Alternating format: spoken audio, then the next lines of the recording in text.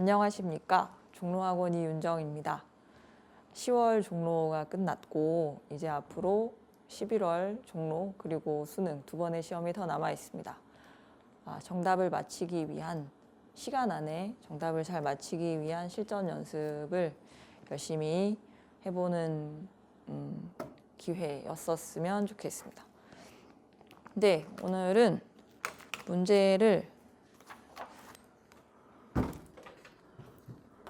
3번 그리고 중간에 6번, 9번, 10번 그 다음에 관동별곡 지문 그리고 마지막에 현대시 지문의 32번인가? 이 정도를 같이 살펴볼 예정이니까 참고하시기 바랍니다. 먼저 3번부터 보겠습니다. 독서 지문인데요. 여러분들이 답이 잘 보이지 않으셨을 수도 있겠다는 생각이 들었습니다. 왜냐하면 제가 그랬거든요. 그래서 속어를 가지고 속어법 아시죠? 답이 잘 안 보일 때 시간 안에 확실히 아닌 거 착착착착 제껴봅시다. 3번 문제는 A를 바탕으로 마지막 문장을 바꿔 쓰는 문제입니다. 마지막 문장이 어떤 책의 가치나 쓸모는 독자 자신에게 달려있다. 독자가 중요하다. 어떤 책이든 간에 독자가 중요하다. 이런 얘기인데 이거를 그 세 번째 문단 전체 내용을 바탕으로 해서 다른 표현으로 바꿔봐라 이런 거였습니다. A 부분에 책은 여러 가지 문제에 대한 답을 담고 있다. 그런데 그걸 어떻게 적용할 것인지는 독자 스스로가 풀어야 되는 문제다라고 시작을 했고, 그리고 물론 조금 더 좋은 책은 있다. 하지만 어떤 소설이 나를 돌아보게 만든다면 그 책은 좋은 책이다. 소설뿐 아니라 어떤 책이든 간에 생각할 거리를 던져준다면, 그래서 선입견 갖지 말고 읽어라 그런 얘기인데, 얼마나 많은 책을 읽느냐, 많이 읽어야 된다 이런 얘기 한 적 없습니다. 어떤 책이든 간에 나에게 생각할 거리를 던져줄 수 있으면 그게 좋은 책이다. 책 속에 사람들이 궁금해하는 문제도 얼마나 놓치지 않고 어떤 책이 그 사람들이 궁금해하는 문제들을 다 담고 있어야 한다. 다 담고 있으면 좋긴 하겠지만 생각할 거리를 어떤 책이든 던져줄 수 있다 라고 얘기한 거고, 한 책에 어떻게 모든 것들이 다 담겨 있을 수 있겠습니까? 그다음 나름대로 답하는 것이지. 그리고 어떤 책을 어떤 경로로 접하게 되었는가, 혹은 통념과 반드시 일반적인 통념과 정반대의 생각이 담긴 책을 선별해내는, 반드시 통념과 정반대여야 그것이 좋은 생각이고 그런 얘기는 없으니까요. 그래서 나머지 선지들을 지우고 나면 1번이 남는데, 독서 경험 속에서 조금 더 좋은 책을 알아보는 누구의 안목? 이게 독자의 안목인 거지. 어떤 책의 가치나 쓸모는 독자 자신에게 달려있다. 위에 그런 문장도 있었습니다. 다른 책들과 비교했을 때 조금 더 깊이 있는, 조금 더 좋은 책도 있다. 그래서 어떤 책에서 독자가 의미를 가져가는 거는 독자에게 달려있다. 독자가 그런 책을 잘 택해서 잘 읽고 그런 게 중요하다라는 면에서 1번 말고는 답이 될 게 없어서 정답을 1번을 해야 될 것 같습니다. 조금 더 판단이 좀 쉽게 선지를 쓸 수 있었을 것 같다는 생각은 아쉽지만 듭니다. 네, 그 다음은 얘는 8번에서 10번, 11번 지문인데 4번에서 7번 지문의 6번 문제 잘들 푸셨죠? 네, 높아심에서 6번에 A가 응집성이고 B가 그 다음에 집단의 목표와 개인의 욕구가 일치하는 정도입니다.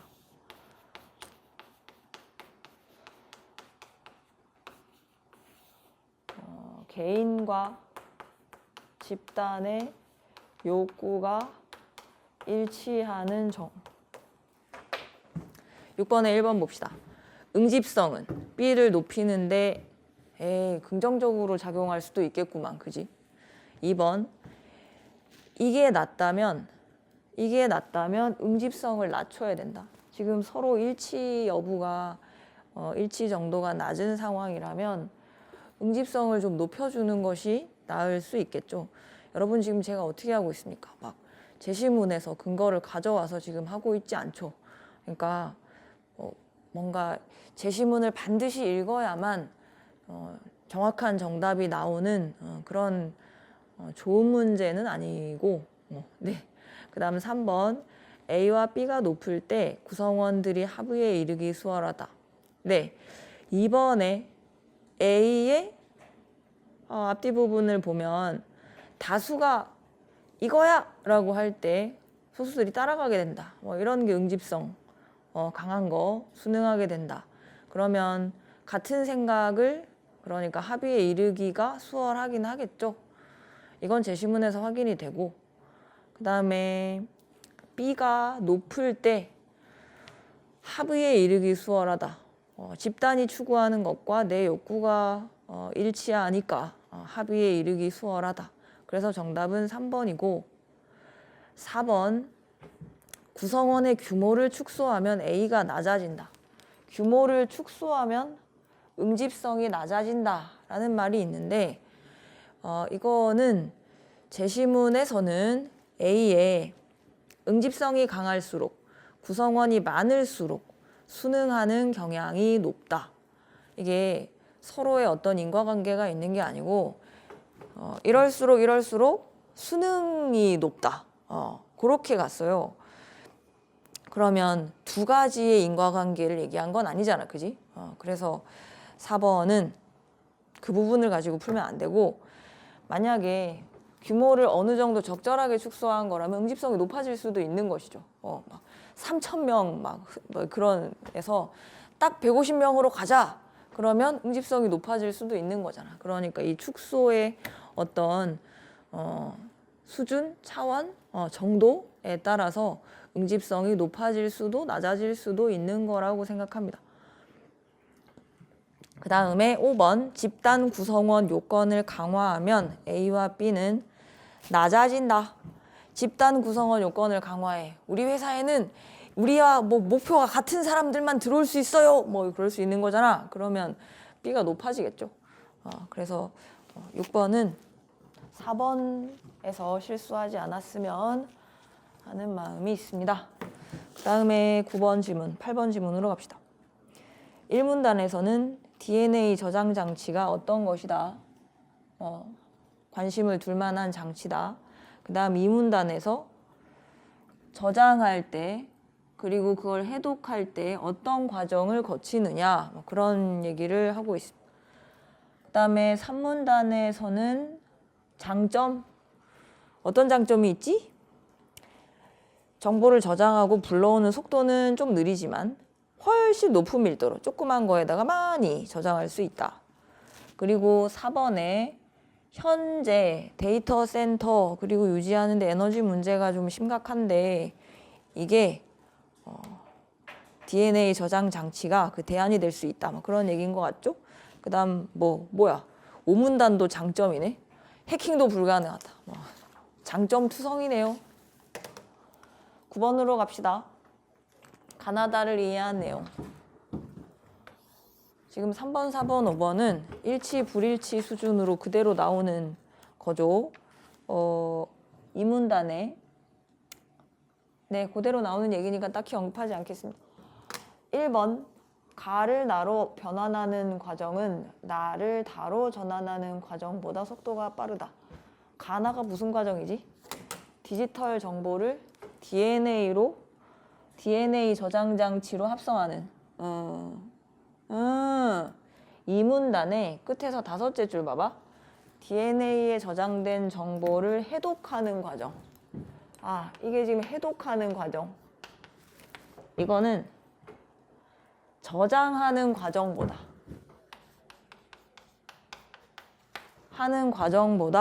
쉽다라고 했습니다. 요게 요거보다 쉽다. 근데 쉽다가 속도가 빠르다. 이렇게 얘기를 할 수는 없는 거잖아. 1번은 가를 나로 변환하는 게 빠르다라고 했습니다.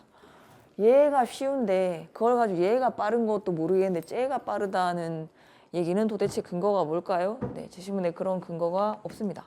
그리고 저장할 때 거치는 게 많거든?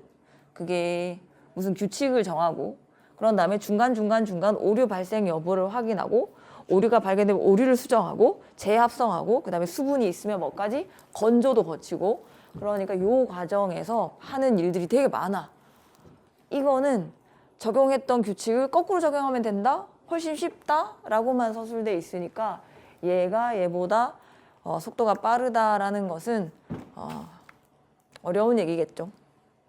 그래서 1번이 틀린 것이고 그 다음에 이번 무슨 말인지 아시겠죠? 디지털 정보를 DNA로 저장하는 과정과 그 다음에 거꾸로 그거를 디지털 정보로 다시 해독하는 과정에서 동일한 규칙이 반대 방향으로 저장이라는 것과 그 다음에 그 저장했던 걸 불러올 때 이 문단의 맨 끄트머리 이를 다시 디지털 정보를 염기서열로 변환한 규칙을 적용하여 염기서열을 변환하면 된다. 맨 앞에서 이 문단 앞에서는 염기서열을 가지고 디지털 정보를 염기서열 변환한 규칙을 이제 요 과정에서 적용을 했었는데 그거를 해독할 때 그 규칙을 거꾸로 적용하면 된다라고 얘기하고 있으니까 이번은 맞는 선지가 되겠습니다.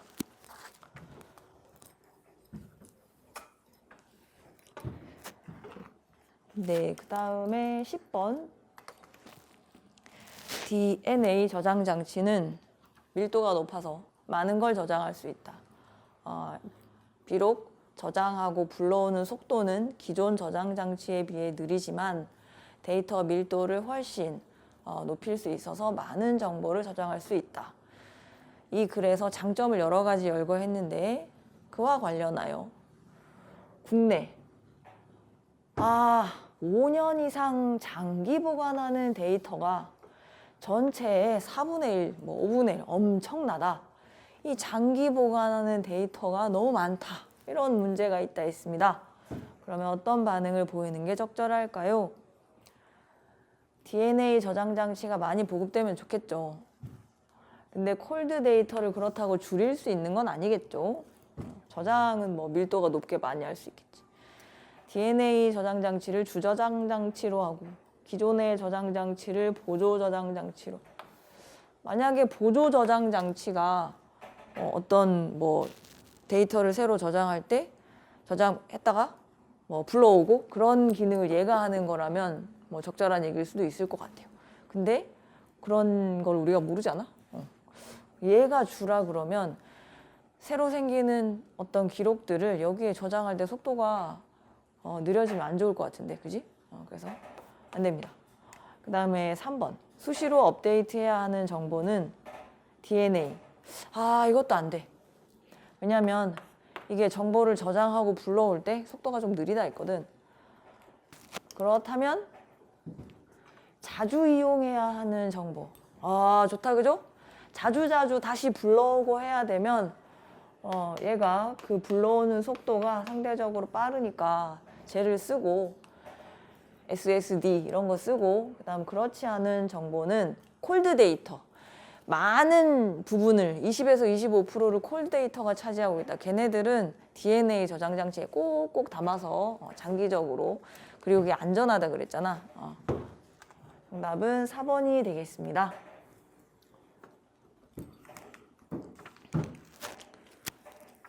네, 그 다음에 관동별곡 지문으로 가봅시다. 수능 전에 좀 중요한 작품. 올해는 수능 완성에 관동별곡이 실려가지고 아마 좀 부담도 되고 할 텐데 마음의 평정도 찾을 겸 이게 어디부터 뭐 내용이 뭐 바다로 가더라? 얘가 여기서 내적 갈등을 한다는데 그게 어떤 거더라? 혹은 그 내적 갈등이 어떤 방식을 통해서 해소가 되더라? 그래, 노는 거 나중에 놀면 되지. 이러면서 해소가 되잖아요. 하여튼 그런 것들을 쭉 간단하게 정리해두면 평정심을 찾는 데 도움이 되지 않을까요? 22번부터 봅시다. 선지가 길 때는 표현상 특징 문제 하나쯤 나오겠죠. 선지가 길 때는 아는 작품을 가지고 확실하게 틀린 거를 골라내시면 됩니다. 지금 동경하는 내용이 관동별곡에 해당 지문에 없습니다. 바로 지우실 수 있겠죠. 그리고 얘들아, 고전 시간 내에 반복적 표현, 반복이라는 거는 시얼 수도 있고 시굴 수도 있고 시행일 수도 있고 혹은 문장 구조의 반복일 수도 있잖아.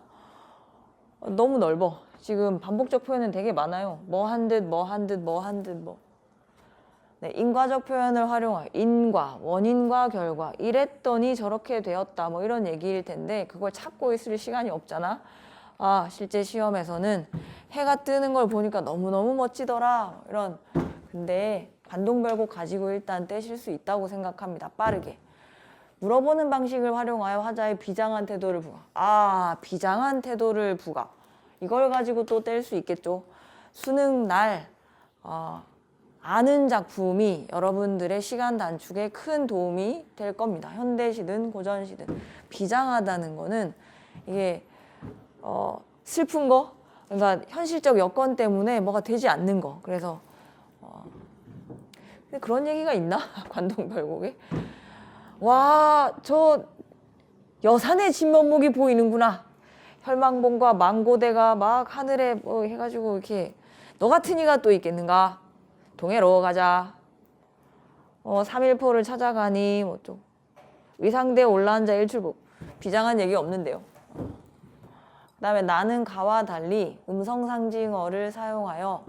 음성상징어는 의성어, 의태어 다 포함하는 말이죠. 모양이나 움직임이면 여기선 지금 그중에 의태어를 얘기하는 거네. 동명일기에 야, 이거 진하게 표시한 부분에 그냥 막 보이는데 그 바로 중간 진하게 표시한 부분에 사이쯤에 훌훌 움직여 도는데, 그 다음에 두 줄 밑에 불긋불긋 번듯번듯 뭐 이런 말들이 보이죠. 네. 그런데 관동별곡은 우리 정철 아저씨 양반이셔가지고 생생하게 살아있는 음성상징어 그런 거 안 쓰고 있습니다. 감탄사 정도는 보이네요. 와. 그러나 감탄사와 음성상징어는 완전 다른 거죠. 그래서 3번이 적절합니다. 그 다음 4번. 순우리말 표현을 사용했다 그러면 한 군데만 써도 사용은 한 거지. 그러면 선지 판단할 때는 근경을 제시할 때 순우리말 표현을 사용했느냐 하는 건데, 해 뜨는 거 보는 거 아님? 나는 읽어보면 해 뜨는 거잖아. 그 근경이라 할 수 있어요? 그 다음에 관동별곡도 이게 어느 부분인지 아시죠? 혹은 지금 읽어보셨죠? 이게 봉우리들을 쳐다보면서 하는 얘기고, 봉우리에 서린 기운. 그 다음에 총석정에 올라가지고 무슨 기둥들을 멀리서 쳐다보면서 하는 얘기고, 의상대에서 일출 보는 얘기니까 여러분 근경 가지고 제끼시면 되겠습니다. 그 다음에 5번. 지규의 방식은 아까 우리 뭐 묶었는 듯, 뭐 하는 듯, 뭐 이럴 때 뭐 하는 듯 이런 거 많이 나왔잖아? 아니야, 는이야. 묶었는. 뭐 중요한 건 아니지만. 그리고 나도 되게 많이 나왔어요. 제가 심심해서 좀 전에 찾아봤습니다. 어디 갔지? 항 같고 독 같은? 항아리 같고 독 같다. 그 외에 해가 뜨고 나면 해 주변에 뭐 이런 거 있잖아요. 코로나? 코로나? 여하튼 뭐 그런 거. 그 다음에 수레바퀴 같은 거. 해가 크게 떠오르니까 커졌다. 그걸 수레바퀴 같은. 네, 직유법 써가지고 해가 점점 커지는데 이건 해 주변의 그 기운. 이건 해가 엄청 커진 거. 그런 거를 나타내는데요. 근데 5번 선지 뒷부분, 그것이 대상의 다양한 심미적 속성이냐. 다양한이라는 거는 한 가지가 지금 대상의 다양한 심미적 속성이면 하나의 대상이 세 가지 이상의 아름다운 측면을 갖는다라는 거를 밝혀내고 있다는 것인데, 이거는 해가 점점점 커지면서 그거를 뭐 직유법 써가지고 나타낸 것이지 하나의 대상이 다양한 속성을 갖는다. 다양한은 네, 아니라고 보시면 됩니다.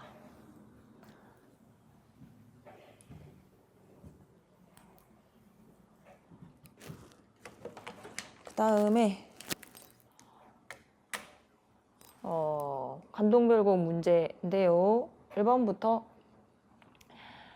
실수하지 맙시다. 1번 기억에서 여산의 정적 이미지와 동적 이미지를 네, 저 실수할 뻔했거든요.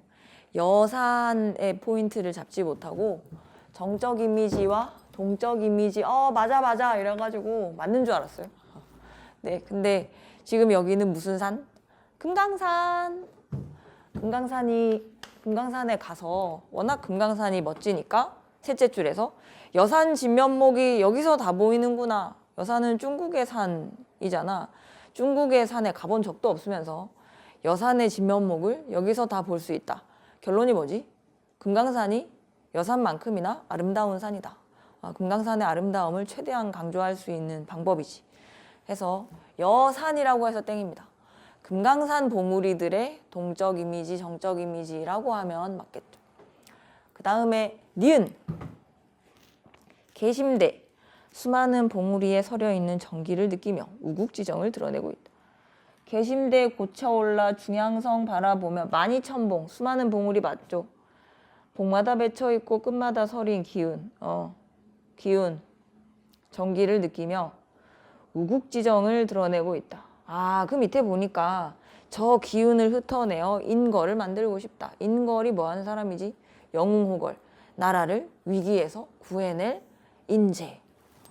그래서 우국지정이란 말을 쓰는구나. 그럼 2번은 맞는 것 같은데요. 그 다음 3번. 디귿에서 리을에 이르기까지의 이동 경로를 밝혔다. 근데 이동 경로를 밝혔다를 확인하기도 전에 저는 이거 가지고 바로 뗐으면 좋겠습니다. 시상의 전환이면 분위기가 바뀌어야 되잖아. 근데 이 관동별곡은 지금 해당 부분에서 분위기가 바뀌거나 하지 않으니까요. 그리고 물론 그 앞에 이동 경로도 없습니다. 디귿은 총석정인데 거기서 뭐라 몇 마디 하더니 고성은 저만큼 두고 3일포에 갔다 라고 했어요. 그럼 저만큼의 고성이 있다. 같다는 소리 아니잖아. 고성은 저만큼 두고 나 3일포 갔다. 여정 이동 경로를 밝히지도 않았습니다. 그 다음 4번. 리을. 고사를 떠올리며 고사 3일포를 찾아갔다. 사선은 어디 갔니? 그 영랑을 비롯한 4명의 신선들이 여기 놀다 갔다 이런 얘기가 있었다고 저도 고등학교 때 배웠습니다. 여정에 대한 기대감을 표출하고 있다. 네, 고사를 떠올린 건 맞는데 거기서 앞으로 우리 어디 가서 또 즐길 수 있을까? 이런 게 없다. 이런 거. 대체로 오늘은 뒤쪽에를 보면 빨리 답이 나오는 경우가 많은 것 같습니다. 5번도 아마 의상대. 계절적 분위기는 이 화는 벌써 지고 여기서 나오는데 늦봄. 미음에 당도하여 느끼는 화자의 인생 다 부질없다, 의미 없다. 올해 수능에도 기대감, 무상감 이런 단어들을 막 나올 수 있지 않을까요?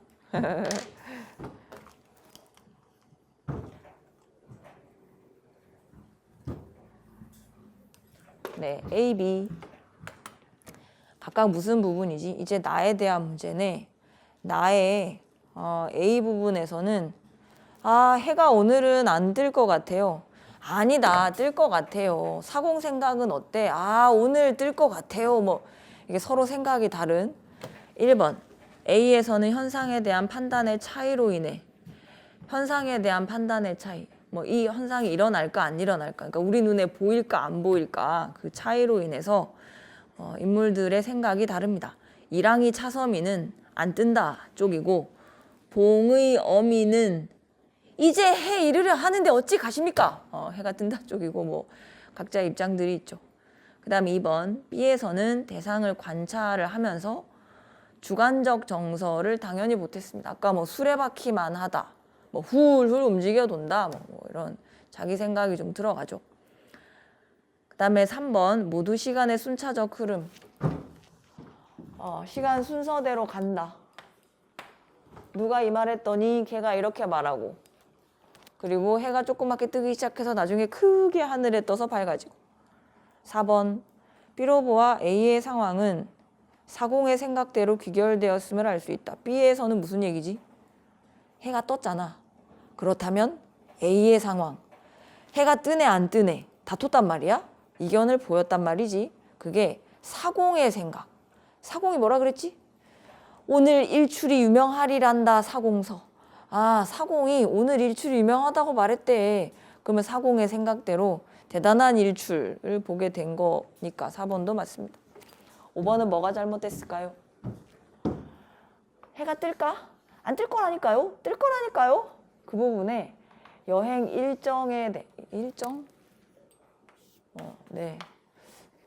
일정하는 순간, 네, 일정하고는 별 상관없는데 누가 일정을 이따위로 잡았어? 뭐 이런 얘기를 만약에 화자가 했다면 글쓴이가 했다면 모르겠지만 그런 얘기가 없죠. 네, B는 맨 마지막에 끝날 때 만고천하의 그런 장관은 대두할 데 없을 듯 하더라. 여행 체험에 대한 만족감이 마지막 구절에 아주 잘 드러나 있습니다. 그래서 이 부분이 틀려서 정답이 5번. 그 다음 25번은 좀 간단하죠. A와 B에 대한 이해인데 A가 바다, B도 바다. 이 두 바다가 다 뭐지? 뭐가 일어나는 배경? 일출이 일어나는 배경이죠. 1번. 네, 아마 올해 수능에도 변화, 바뀐다, 달라진다 이런 얘기가 나올 건데요. 내면의 심리 변화. 그러면 그 전이랑 그 다음에 이 후랑 어떤 걸 기점으로 후랑 생각이 달라져야 돼. 뭐 마음이 긴장됐다가 풀어진다거나 아니면 뭐 절망적이었다가 의지를 갖게 되거나 뭐 이런 식으로 완전 바뀌어야 되는데 잘 놀러 다니고 있는 중이거든 지금. 그래서 변화하고 상관없고 상상 아니고 해 떴다고 의상대에서 바다가 일출에 영향을 주지 않죠. 지금 여기서 뭐 과학적으로 그런지 모르겠습니다만 여기서는 영향을 주고 있지 않습니다. 포부를 드러내는 거가 A에 보이지도 않습니다. 아까 뭐라 그랬지? 아는 작품으로 시간 단축을 해낼 수 있다. 관동별곡만 열심히 공부해도 거저먹을 수 있는 선지들이 많구나. 정답은 4번. 그리고 B 부분 동그라미 B. 외부의 풍경 변화를 감상하는 공간. 뭐 이렇게 얘기할 수는 있겠네요. 그죠? 해 뜨는 거를 보는. 내가 바닷가에서 배를 타고 본 거라면 혹은 바닷가에 가서 본 거라면 그렇게 말해도 되겠죠. 그 다음에 2번. 현실 속에서 목도한. 현실이잖아. 3번. 일출의 영향을 받는. 이건 그럴 수도 있겠다 생각합니다. 해가 떴어요. 막 일렁일렁 바다가 일렁일렁해서 거기 무슨 구절도 나오냐면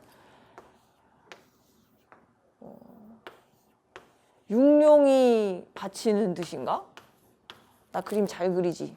해가 이제 바다 위로 똥 떠오르려고 하는 그 타이밍에 거기에 이런 말이 있던데 내가 어디서 봤지? 왜 갑자기 또 지금 안 보이지? 어디 있지? 상운이 지피는 등? 이게 저거구만. 관동별곡에서 내가 봤구나. 관동별곡 끝에서 셋째 줄. 해가 뜨려고 하니까 상운이 지피는 듯 육룡이 버티는. 이게 6마리의 용이 해를 떠받치는. 네, 아주 멋진 직유법인데 이거가 해가 뜨니까 이게 햇살이 비쳐가지고 그게 6개의 용으로 보인다 뭐 이런 얘기 아니야? 그러니까 바다가 약간 일출의 영향을 받아서 이런 식으로 나에게 보인다. 그런 해석이 그 부분은 가능할 것 같은데 네, 나머지 부분은 그렇지 않습니다. 그 다음에 4번. A와 B는 모두 화자로 그래요. 4번이 정답이죠. 감탄을 자아내게 하는 형상이 일출. 정답은 4번.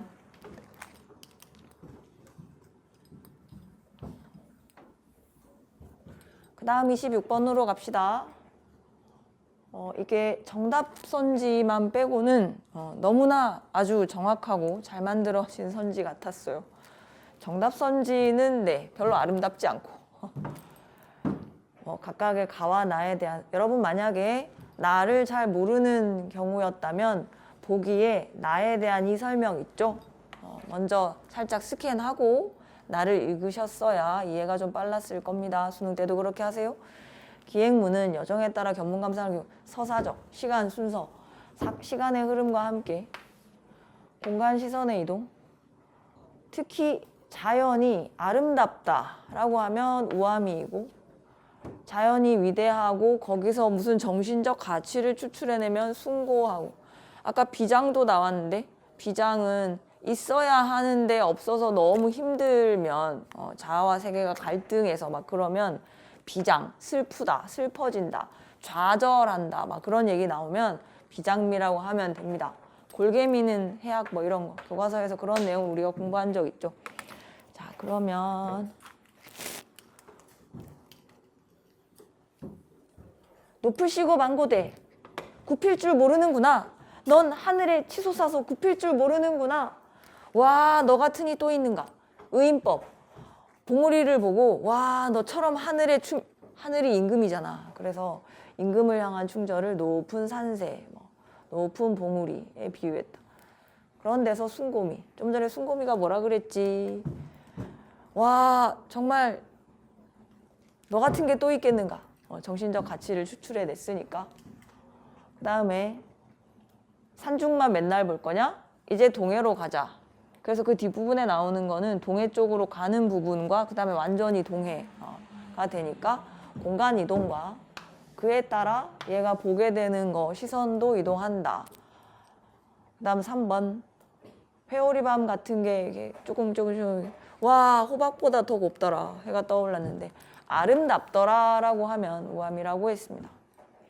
그 다음 차차 커간다. 차차차 조금씩 점차 시간의 흐름에 따라 서사적으로 보기에서 나왔던 내용입니다. 1, 2, 3, 4는 적절한 설명이고 그래서 5번이 답이 됩니다. 5번이 왜 답이 될까요? 감상보다 견문을 중시하였다. 저거 일단 선지가 주관적이야. 뭐보다 뭐가 중시됐다라고 말할 수 있나? 뭐를 드러내는 방식이 인상적이어서. 그리고 기행문은 당연히 감상이 포인트지 않나? 보고 듣는 거는 누구나 비슷한 건데 그걸 어떻게 생각하고 어떻게 받아들이냐가 중요한 건데. 영롱한 벽계와 수성으로 오는 제조는 이별을 원망하는 듯하다. 포인트는 어디에 있다? 당연히 감상에 있죠. 시냇물을 보고 찬란하다, 영롱하다 뭐 이런 것도 자기 주관적인 생각이고. 그 다음에 이거 있잖아. 산만 맨날 볼 거냐, 바다로 가자 라고 했더니 또 얘네가 또 이별을 원망하는 것 같더라는 거지. 그거 자기 생각이죠. 그래서 감상보다 견문을 중시했다고 판단할 근거가 너무 부족해요. 그 다음에 다양한 인물을 등장시킨 건 맞는데 그 부분은 다양한 인물을 등장시켜서 서로의 반응들을 막 쓰고 막 생생하게 그들의 말을 그때는 인용부호까지는 없었겠지만 지금 여기 인용부호까지 달아가지고 직접 인용 표현 생생하게 돼 있는데 그건 생생하게 글을 썼다. 그 정도 효과는 가질 수 있겠습니다. 그리고 만약에 그대로 정말 전달한 거라면 견문을 중시했다고 할 수도 있겠죠. 그거 본 거니까. 근데 이 앞부분이 워낙에 틀려서. 그래서 정답은 5번입니다. 그 다음 신경림 씨의 시가 연계작품. 그 연계작품을 기준으로 해서 시간을 단축하고 문제를 푸셨겠죠? 네, 가나의 시어에 대한 이해입니다. 5번부터 올라가 볼까 하는데요.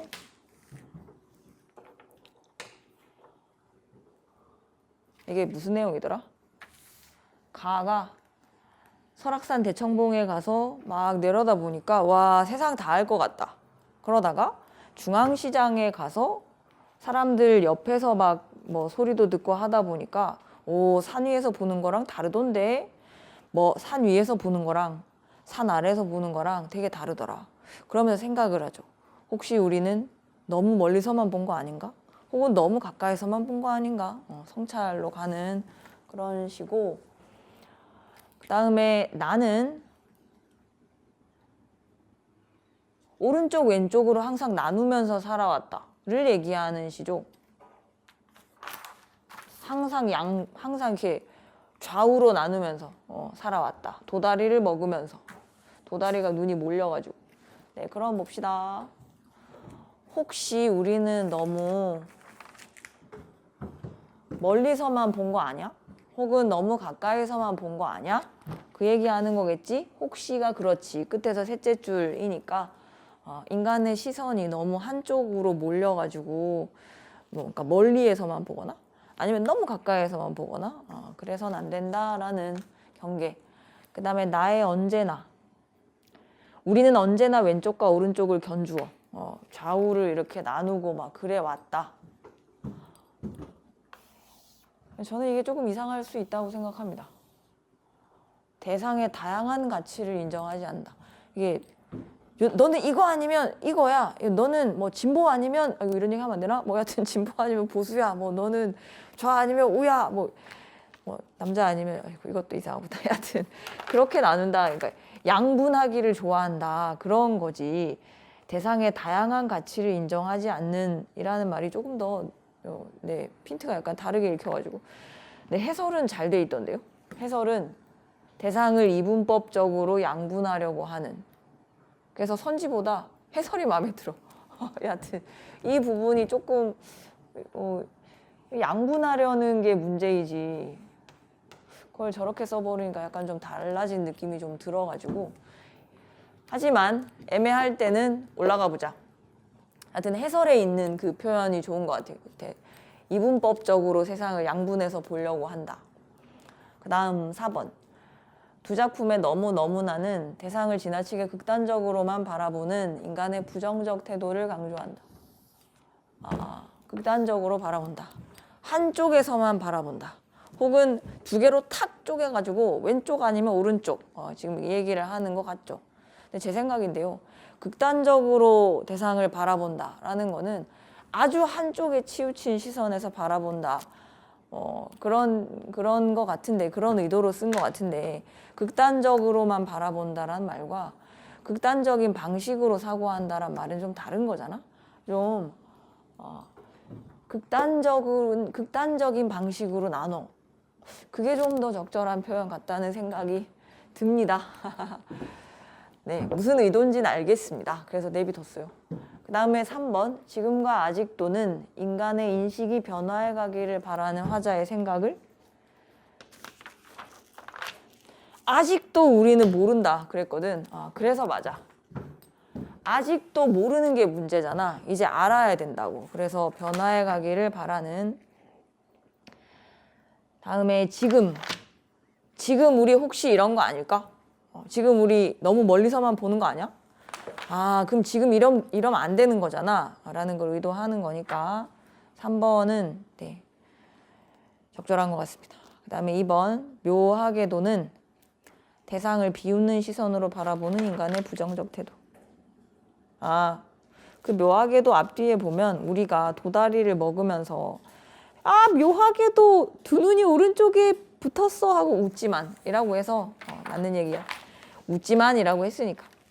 정답은 1번. 가의 잔뜻과 바짝은 대상을 연민의 시선으로 바라보는 화자의 정서라고 했는데요. 그게 무슨 맥락이지? 설악산 대청봉에 내가 올라갔어. 그랬더니 산이 있고 산 밑에 바짝 달라붙은 마을, 잔뜩 겁을 집어먹고 산에서 떨어져 나갈까 봐 그만큼 산에 바짝 달라붙은 마을이 산 밑에 있고 그 다음에 바다가 있어. 내가 산 봉우리에 올라 보니까 그렇게 보였다. 마을들은 육지에 이렇게 붙어 있고 바다는 막 육지로 오고 싶어가지고 막 안 달라 있고. 다 알 것 같아. 지금 이거거든. 다 알 것 같아. 세상을 내가 다 알 것 같아. 근데 그게 육지에 붙어 있다. 마을이 붙어 있다란 뜻이지. 걔네가 너무 안쓰럽게 느껴진다 이런 얘기 아니잖아. 나는 그걸 보면서 이제 다 알아버렸어. 뭐 이런 태도를 보이는 사람이니까.